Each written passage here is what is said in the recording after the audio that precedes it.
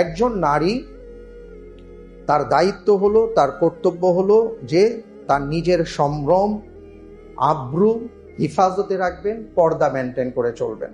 আল্লাহ সুবহানাহু ওয়া তাআলা আরো বলেছেন ওয়ালা ইউবদিনা যিনাতাহুন্না ইল্লা মা যাহারা মিনহা, এবং নির্দিষ্ট কিছু ব্যক্তি ছাড়া আর কারো সামনে যেন তারা নিজেদেরকে প্রকাশ না করে। আল্লাহ সুবহানাহু ওয়া তাআলা এই কথাটা বলেছেন।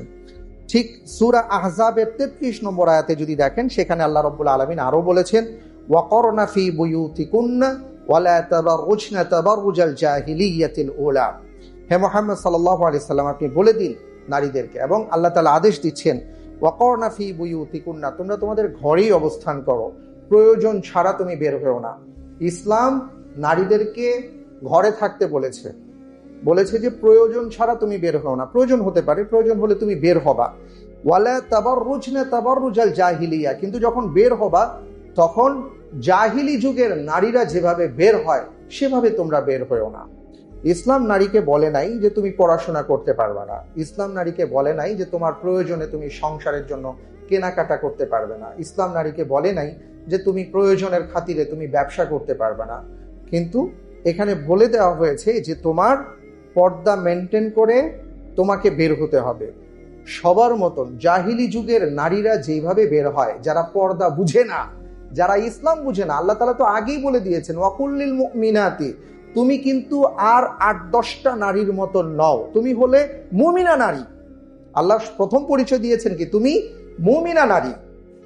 তুমি অন্য সব নারীদের মতন নও যে যারা মুমিন নয়। এরা কিভাবে বের হয়, এদের মতন তুমি বের হও না। তুমি আমি যেভাবে বলি, আল্লাহ যেভাবে বলেছেন সেইভাবে তুমি বের হও। এটা হলো আল্লাহর নির্দেশনা। ফালা তাখদানা বিল কওল ফায়াতমা আল্লাযী ফি কলবিহি মারাদু ওয়া কুলনা কাওলান মারুফা। এখানে আল্লাহ তাআলা বলছেন ফালা তাখদানা বিল কওল। অনেক সময় একজন নারী প্রয়োজনের খাতিরে তিনি কথা বলতেই পারেন, হয়তো তিনি ফোনে আলাপ করবেন অথবা সরাসরি কথা বলবেন। দেখেন, ইসলাম এত চমৎকার একটা জীবন বিধান। ইসলামের বক্তব্য হলো ওয়ালা তাকরাবু, এটা সবসময় আমরা মাথায় রাখবো। ইসলামের বক্তব্য হলো ফালা তাখদানা বিল কওল ফায়াতমা আল্লাযী ফি কলবি মারাদ। নারীদেরকে বলা হয়েছে তুমি তোমার, আল্লাহ তাআলা একটা ভয়েস নারীদেরকে দিয়েছেন, সেই ভয়েসটার মধ্যেও একটা কোমলত্ব আছে। আল্লাহ রাব্বুল আলামিন বলেছেন যে তুমি যখন পরপুরুষের সাথে কথা বলবে তখন তুমি তোমার এই ভয়েসটাকেও কোমল ভাবে ব্যবহার করো না, একটু কর্কশ করে ব্যবহার করো, যাতে করে সে তোমার কথা শুনে তোমার প্রতি একটা বিরূপ ভাব থাকে, তোমার প্রতি তার একটা বিরূপ ভাব থাকে। কেন? তুমি যদি নরম ভাষায় কথা বলো, দেখা যাবে সে তোমাকে দেখেনি কিন্তু তোমার প্রতি সে আকৃষ্ট হয়ে গেছে। 1 দিন 2 দিন 3 দিন তার হৃদয়ের মধ্যে যদি ব্যাধি থাকে, আল্লাহ তাআলা বলছেন তার হৃদয়ে যদি ব্যাধি থাকে, তাহলে এই ব্যাধিটা অনেক দূর নিয়ে যাবে। সে তাকেও নষ্ট করে ফেলবে, তোমাকেও নষ্ট করে ফেলবে। এটার একেবারে চাক্ষুষ প্রমাণ ভাই আমার জীবনে আমি দেখেছি। এমন ঘটনা ঘটেছে যে একজন এমন দেখে নাই, শুনে নাই, 1 দিন 2 দিন 3 দিন 5 দিন 7 দিন মোবাইলে কথা বলেছে, কণ্ঠস্বর ভালো লেগেছে, এরপরে এই ছেলে এমন পাগল হয়ে গেল, সে বিয়ে করে ফেলবে, বিয়ে করবে তো করবেই। যাই হোক, তাকে আটকানো যায়নি।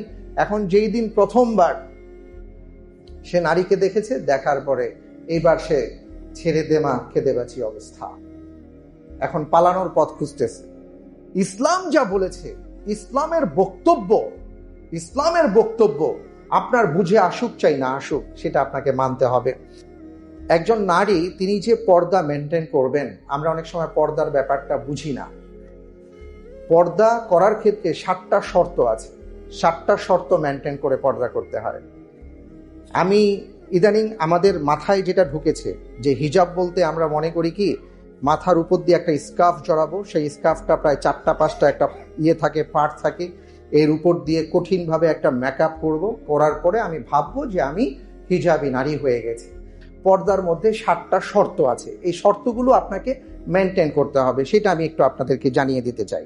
1 নম্বর, সেটা হলো ইবনে আব্বাস রাদিয়াল্লাহু তাআলা আনহু বলেছেন যে তিনি বলেন ক্বালা রাসূলুল্লাহ সাল্লাল্লাহু আলাইহি ওয়াসাল্লাম যে আল জিসমু আওরা, যে একজন নারীর গোটা শরীরই আসলে আওরার অন্তর্ভুক্ত, পর্দার অন্তর্ভুক্ত। অর্থাৎ তিনি তার সমস্ত শরীরকে ঢেকে রাখবেন। এই ঢেকে রাখার ক্ষেত্রে ছোট্ট একটা ইখতিলাফ আছে, কিন্তু সেই ইখতিলাফটা এখন আর প্রযোজ্য না। সেটা হলো যে কেউ বলেছেন পুরো শরীর ঢাকার মধ্যে অর্থাৎ পর্দার মধ্যে একজন নারী তিনি তার চেহারাটা খোলা রাখতে পারবেন, হাতের কবজি খোলা রাখতে পারবেন, যদি ফিতনার আশঙ্কা না থাকে, যদি ফিতনার আশঙ্কা না থাকে। কিন্তু বর্তমান যে প্রেক্ষাপট, এই প্রেক্ষাপটে সকল আলেমী দ্বীন তারা বলেন যে এখন মুখটাও পর্দার অন্তর্ভুক্ত হয়ে যাবে। কারণ একজন নারী দেখা যায় যে এখন পুরো সৌন্দর্য তার চেহারার মধ্যে নিয়ে আসছে, এই কারণে এটা আরো বড় ধরনের ফিতনা হতে পারে। এই জন্য বর্তমান সময়ের ইসলামিক স্কলারদের মত হলো যে ওনার মুখমণ্ডলটাও পর্দার অন্তর্ভুক্ত, এবং ওইটা হলো জায়েজের কথা বলেছেন। ব্যাপারটা এমন না যে উনি রাখবেন, রাখতে পারেন বলেছেন, এবং তারাও বলেছেন যে মুখমণ্ডল ঢেকে রাখাটা অতি উত্তম। আর এখন সবাই বলছে যে না, এটা মুখমণ্ডল ঢেকেই রাখবেন, কারণ এটা পর্দার অন্তর্ভুক্ত, কারণ এখন বর্তমান প্রেক্ষাপটটা খুব খারাপের দিকে চলে যাচ্ছে। আল্লাহ সুবহানাহু ওয়া তাআলা বলেছেন ওয়ালা ইউবদিনা যিনাতাহুন্না ইল্লা মা যাহরা মিনহা, যে সে তার সৌন্দর্যকে প্রকাশ করবে না। যে কথাটা বললাম যে একজন নারীর দ্বিতীয় পর্দার শর্ত হচ্ছে যে তার পোশাকটা হবে আটপৌরে পোশাক। তিনি যখন বের হবেন, আটপৌরে পোশাক বুঝতে পারছি তো আমরা, যেটার মধ্যে কোনো চাকচিক্যতা নাই, যেটার মধ্যে আর কি চোখকে আকর্ষণ করে এমন কোনো কিছু নাই, এমন কোনো কালার থাকবে না, এমন বিষয় থাকবে না পোশাকটার মধ্যে। আটপৌরে পোশাক থাকবে, নর্মাল থাকবে, এবং এটার মধ্যে কোনো আর কি প্রদর্শনীর কোনো কিছু থাকবে না। একজন নারী পর্দা মেনটেন করবেন, কিন্তু তার পোশাকটা কখনো স্বচ্ছ বা পাতলা হতে পারবে না। পোশাকটা মোটা হতে হবে, পাতলা ফিনফিনে, যেটা দেখা যায় যে পাতলা ফিনফিনে পোশাক পরেছে বা জর্জেটের কাপড় পরে উনি বের হয়েছেন, যে ওড়নাটা পরেছেন, ওনার শরীরটা দেখা যেতে পারে, পাতলা ফিনফিনে কোনো পোশাক তিনি পরিধান করবেন না। এই ক্ষেত্রে রাসূল সাল্লাল্লাহু আলাইহি ওয়াসাল্লাম কি বলেছেন আমরা একটু শুনি। লা ইয়াদখুলনাল জান্নাহ ওয়া লা ইয়াজিদনা রিহাহা ওয়া ইন্না রিহাহা লা ইউজাদু মিন মাসিরাতি কাযা ওয়া কাযা, যে একজন নারী যদি পাতলা কাপড় পরিধান করেন তাহলে রাসূল সাল্লাল্লাহু আলাইহি ওয়াসাল্লাম বলেছেন যে সে জান্নাতে প্রবেশ করতে পারবে না, এবং জান্নাতে সে ঘ্রাণও পাবে না, যদিও জান্নাতের ঘ্রাণ অনেক দূর দূরান্ত থেকে পাওয়া যায়। আল্লাহু আকবার। তো এই জন্য এই বিষয়টা আমাদেরকে মেনটেন করে চলতে হবে। ঢিলে ঢালা পোশাক হতে হবে, অর্থাৎ এমন ঢিলা হতে হবে যেটা আল্লাহ সুবহানাহু ওয়া তাআলা আগেই বলেছেন পবিত্র কুরআনুল কারীমের মধ্যে, যেখানে শব্দটা আসছে জিলবাব, ওয়ালা ইউবদিনা যিনাতাহুন্না ইল্লা লিবুউলাতিহিন্না। তো এই কথাটার মধ্যে এখানে আসছে যে সে তার সৌন্দর্য প্রকাশ করবে না, আর আরেকটা আয়াতের মধ্যে আসে সে তার কাপড়টা সামনে থেকে ঢেকে দিবে, মিন জালাবিবিহিন্না, তার কাপড়টা সামনে থেকে ঢেকে দিবে। অর্থাৎ মাথা থেকে একটা কাপড় ছেড়ে দিলে কেমন হতে পারে, যে ওনার কাপড়টা হবে এমন ঢিলে ঢালা যে ওনার পোশাকের কোনো ধরনের আবরণ বোঝা যাবে না। সুগন্ধি ব্যবহার, এটাও পর্দার অন্তর্ভুক্ত। আমাদের অনেক মা বোনেরা দেখা যায় যে উনি এমন পারফিউম ব্যবহার করেছেন যে পারফিউমের ঘ্রাণ উনি যেদিক দিয়ে যাচ্ছেন আসছেন আশেপাশের সবাইকে বিমোহিত করে ফেলে বা সবাই পাচ্ছেন। রাসূল সাল্লাল্লাহু আলাইহি সাল্লাম কি বলেছেন, আইয়ুমা মুরাআতিন ইস্তা'তারাত ফামাররাত আলা কওমিন লা ইয়াজিদু মিন রিহিহা ফাহিয়া জানিয়া। নাউযুবিল্লাহি মিন যালিক। আল্লাহ আমাদের সবাইকে হিফাজত করুন। নাসাইর মধ্যে আসছে আল্লাহ রাসূল সাল্লাল্লাহু আলাইহি সাল্লাম বলেছেন, কোন নারী যদি এমন কোনো সুগন্ধি ব্যবহার করেন এবং তিনি কোনো মানুষের সামনে দিয়ে পথ চলেন আর তারা যদি তার ঘ্রাণ পায়, তাহলে এটাও এক ধরনের ব্যভিচার বলে সাব্যস্ত হবে। আল্লাহ সুবহানাহু ওয়া তাআলা আমাদের সবাইকে হিফাজত করুন, আমরা সবাই বলি আমিন।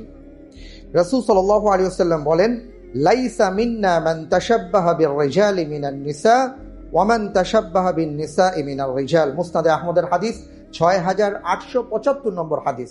রাসূল সাল্লাল্লাহু আলাইহি ওয়াসাল্লাম বলেছেন, সে আমার উম্মতের অন্তর্ভুক্ত নয় যে পুরুষ নারীর পোশাক পরে অথবা যে নারী পুরুষের সদৃশ পোশাক পরে।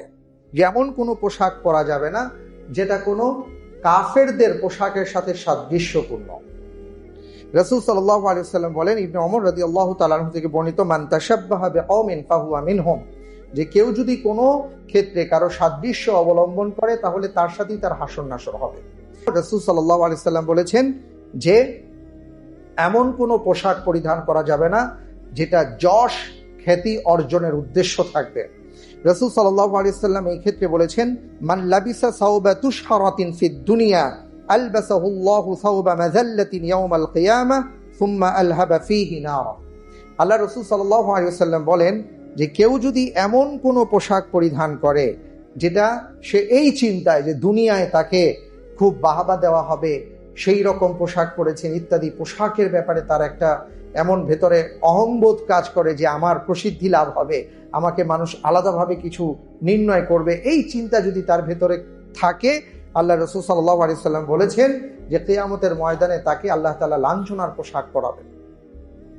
এই জন্য পবিত্র কোরআনুল কারীমের মধ্যে আল্লাহ সুবহানাহু ওয়া তাআলা বলেছেন, ওয়া লিবাসুত তাকওয়া যালিকা খায়র, লিবাসুত তাকওয়া যালিকা খায়র, তাকওয়ার পোশাক পরিধান করতে হবে। তাকওয়ার পোশাকের অনেকগুলো অর্থ আছে, জাস্ট আমরা এতটুকু বলি, সেটা হলো যেই পোশাক পরলে মনের মধ্যে আল্লাহর ভয় আসবে, আল্লাহকে ভয় করে এমন পোশাক যদি আমরা পরতে পারি, সেটাই হলো তাকওয়ার পোশাক। ওয়া আনজালনা আলাইকুম লিবাসা লিওয়ারি সাওআতিকুম ওয়ারিশা। দেখেন, শয়তান আদম আলাইহিস সালাতু ওয়াস সালামকে প্রথম যে আক্রমণটা করেছিল হাওয়া আলাইহিস সালাতু ওয়াস সালামকে, সেটা হলো পোশাকের আক্রমণ।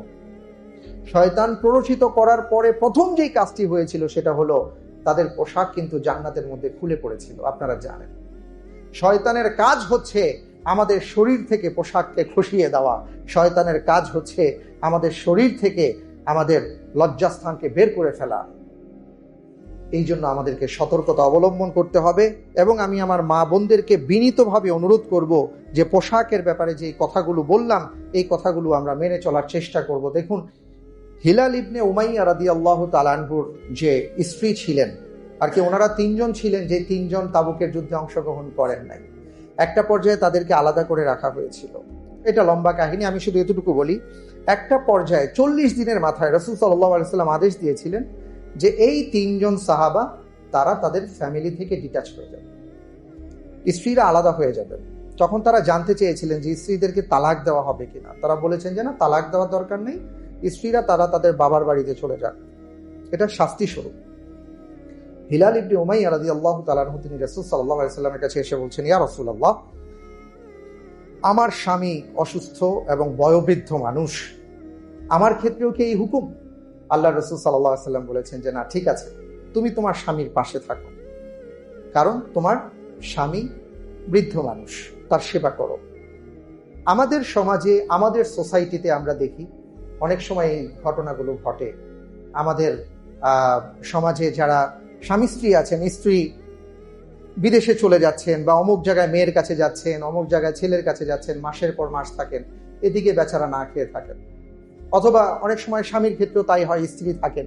ইসলাম স্বামী আর স্ত্রীকে একান্ত প্রয়োজন ছাড়া এইভাবে আলাদা হতে নিষেধ করে। আর যদি তারা বৃদ্ধ হয়ে যান, তখন তো ওয়াজআলা বাইনাকুম মাওয়াদ্দাতান ওয়া রাহমা যে শব্দটা আল্লাহ ব্যবহার করেছেন, তখনই হলো মুখ্যম সময়, তখনই হলো ভালোবাসার সময়, রহমতের সময়, একে অপরের কাছাকাছি পাশাপাশি থাকবেন।